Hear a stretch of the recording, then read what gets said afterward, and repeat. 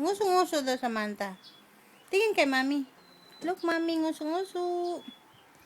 Wee! Saan bang kilikili ni Samantha? Ipakita mo nga ang kilikili. Ayun. Ay! Ang nose ni Samantha. Oh, mag-ano daw tayo? Mag 2020. 1, 2, 3, 4. Yay! Saan ang eyes ni Samantha?